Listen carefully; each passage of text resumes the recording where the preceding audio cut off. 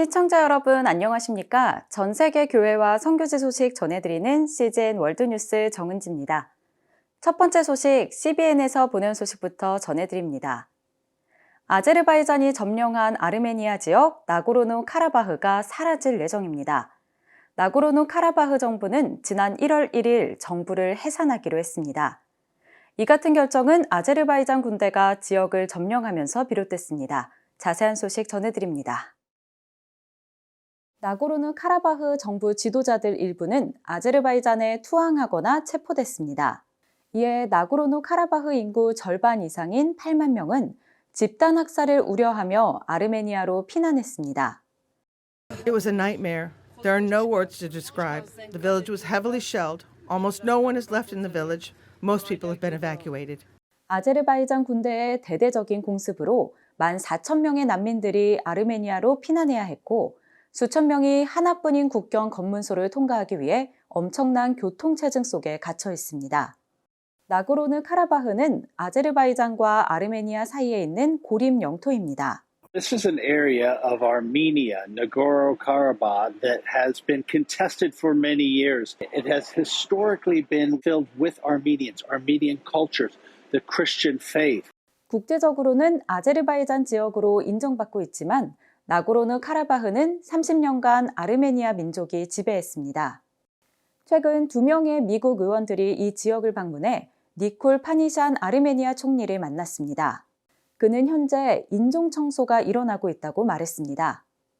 The exodus of Armenians from Nagorno-Karabakh continues as a result of Azerbaijan's ethnic cleansing policy. Analysis show that in the coming days, there will be no more Armenians left in Nagorno-Karabakh. This is a direct act of ethnic cleansing and deprivation of a homeland, as we have been telling the international community for a long time. 아르메니아 소식을 다뤄온 척 홀튼 기자는 아제르바이잔의 야망이 나고르노 카라바흐 국경에서 멈추지 않을 것이라고 경고합니다. The real concern here is that Azerbaijan is not going to stop by just taking over this one exclave. They're literally talking about taking all of Armenia. 아르메니아인들은 기독교를 받아들인 최초의 사람들 가운데 하나입니다.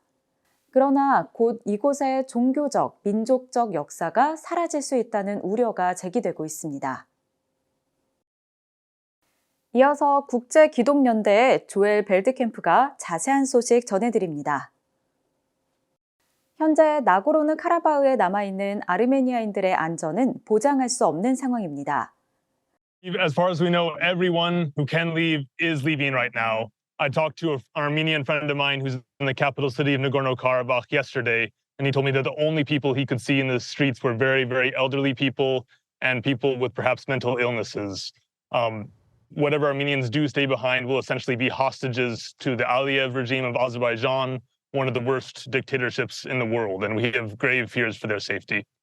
나고르노 카라바흐를 떠난 난민들 또한 어려운 상황입니다. It's enormous. The population of Armenia has increased 4% in 1 week because of this. 90,000 people have now left Nagorno-Karabakh for Armenia. The 30,000 remaining almost certainly will in the coming few days. Armenia is not a rich country by any means. This is going to be an enormous refugee crisis, an enormous challenge for all the aid organizations working to help these people. Many of them are fending for themselves. Many of them we've seen are sleeping in their cars, are sleeping in tents, are sleeping in the streets of the city of Goris, which is close to Nagorno-Karabakh in Armenia. The European Union has pledged 500,000 euros to help the refugees. That's about $4 per person, roughly. The U.S. came in slightly better with 11.5 million, but this is not anywhere near to covering the needs that these people are going to have. 이 같은 사태는 아제르바이잔의 봉쇄가 시작됐을 때 충분히 예견할 수 있었습니다. There absolutely should be sanctions against some of the leadership in Azerbaijan, the president and some of the officials in the government who orchestrated this ethnic cleansing of Nagorno-Karabakh. There should also be firm measures taken to defend the territorial integrity of Armenia. As you said just now, Armenia itself is probably the next target for Turkey and Azerbaijan. So we're very concerned about this. 그는 또 세계 교회에 중보 기도를 요청했습니다. A lot of Armenians right now are very upset because, as you said, this blockade lasted for 9 months and they were crying out for help during these 9 months, and it seemed like the global church really didn't listen. But it's never too late to do the right thing. People should link up. They should find organizations that are working to help these refugees. Christian Solidarity International is doing that. The Armenian Red Cross is doing that. Armenian Caritas is doing that. It's time for the global church to remember the Armenians, make connections with them, make relationships with them, and come alongside them in this very, very dark hour. Please pray that they'll find shelter. Please pray that the wounded will get the medical care that they need. Some people are driving 30 hours to get out of Nagorno-Karabakh because there are just so many cars, and some people are actually dying on the way for lack of medicine, for lack of water. So please pray that people just make that journey safely. 나고르노 카라바흐를 떠난 난민들을 돕기 위한 국제사회의 개입이 필요한 때입니다. 1년 전 21살의 마흐사 아미니가 이란 도덕경찰의 손에 잔혹하게 살해당했습니다. 그녀의 죄목은 법으로 정해진 이슬람 복장 규정 위반이었습니다. 그녀의 죽음은 1979년 혁명 이래 유례없는 시위를 촉발시켰습니다. 1년 전 이란 정부는 중국의 안면인식 기술을 이용해 마흐사 아미니 사망 사건으로 촉발된 히잡 시위에 참여한 2만 2천 명을 체포하고 630명을 살해했습니다. One of the things that we're already seeing in the lead up to the first anniversary of her murder is increased suppression. 미국 국제종교자유위원회는 새로운 보고서에서 이란 당국이 종교 소수자들에 대한 구금, 고문, 실종 등을 자행하며 끊임없이 박해를 일삼고 있다고 밝혔습니다. Christians report that they're getting pressure from the government not to participate in protests, and if they do participate and they're arrested, they are sexually assaulted in prison. 이란의 도덕경찰은 지난해 9월 히잡 밖으로 머리카락이 조금 보였다는 이유로 21살의 마흐사 아미니를 잔인하게 살해했습니다. 이 사건에 대한 반응으로 1979년 이란 혁명 이후 가장 오래 지속된 시위가 전국적으로 일어났습니다. 이란의 정치활동가인 미트라 자스니는 아미니의 죽음이 이란 정부를 계속해서 괴롭히고 있다고 말했습니다. Many around the world view the tragic death of Mahsa Amini as a symbol of women's resistance against the mandatory hijab. For Iranians, Mahsa Amini murder served as a rallying call, motivating them to unite against the oppressive regime and seek its end. 에브라힘 라이시 이란 대통령은 아미니의 죽음에 시위하는 이란인들에 대한 정부의 대처에 후회는 없다고 말했습니다. It's not a surprise that he has no regret because Raisi is a psychopath and mass murderer. One of the things on his record is that over a few weeks he killed thousands of political prisoners and then ordered cream puff to celebrate that.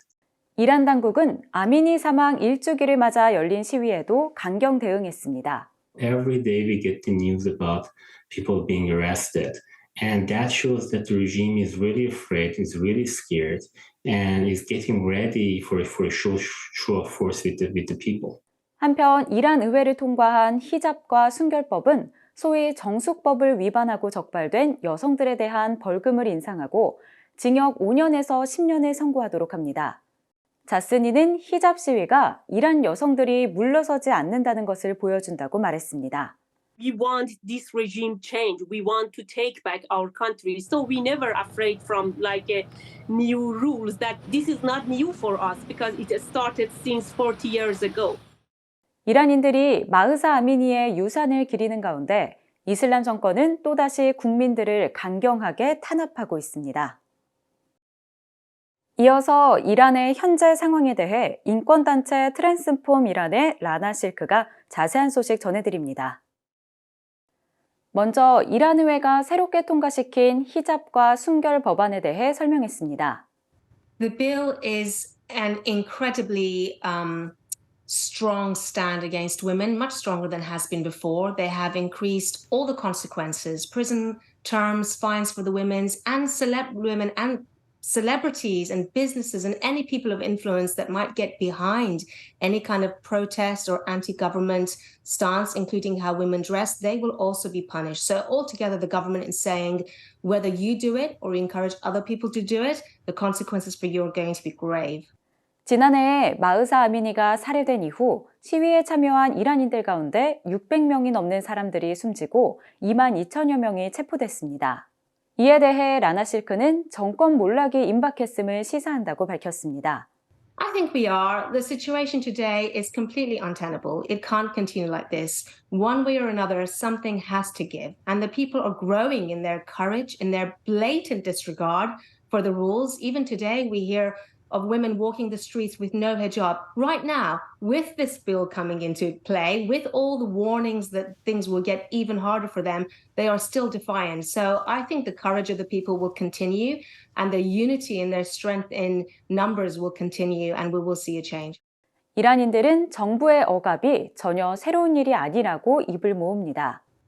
I think the new rules will encourage them because what they have been fighting against something that's perhaps tamer and now even something stronger is coming in. So their stand is going to be, hang on a minute, we wanted choice, we wanted freedom and you are choking us. So I think that people will grow in their courage and the intensity of their protests.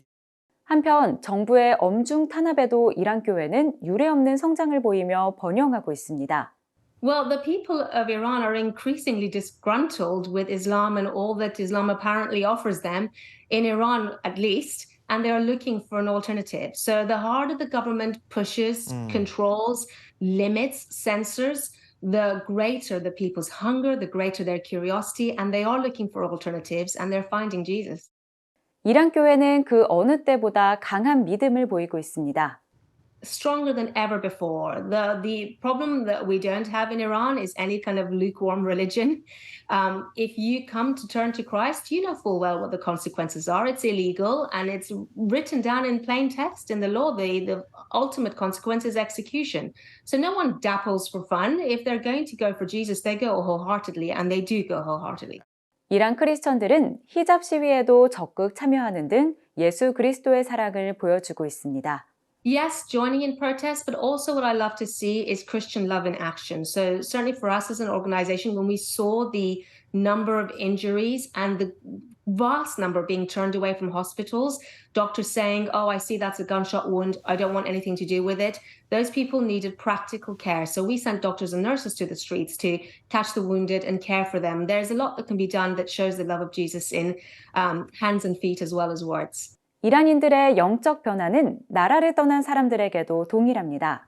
I feel like there's a grace of God right now on the Persian-speaking people all over the world. There is an openness. I speak to pastors across Europe and the West that say to me right where they live in their towns and cities, there is an unprecedented hunger amongst the Iranian people. So clearly there's a whole people group here that are turning to Jesus, and that's happening in the diaspora as well as in the country. And the great thing is when they're in the diaspora, they're freer. So then they're able to engage in all sorts of media-based evangelism and advocacy for their people too. 끝으로 실크는 이란을 위해서 기도할 때 이란 내에서 일어나는 일들을 정확히 아는 것이 중요하다고 전했습니다. I think the church needs to be informed. First and foremost, there's a lot that we hear in the press, in secular press, that is just a bleak picture of what's happening. And that's not the reality of what's happening in Iran. The people of Iran are looking for Jesus and they're finding him. So we must have hope, we must have faith, and we must partner with what the Holy Spirit is already doing in prayer and understand this is spiritual warfare more than any human warfare, and back the people of Iran. So find an organization that knows what's happening, sign up to a newsletter, get informed and pray. 정부의 탄압에도 불구하고 이란인들은 계속해서 예수님을 찾고 발견하고 있습니다. CGN 월드뉴스는 새로운 시대에 변치 않는 복음을 전하며 세상에 바로 서고자 하는 그리스도인들의 눈이 되겠습니다. 시청해 주셔서 감사드립니다.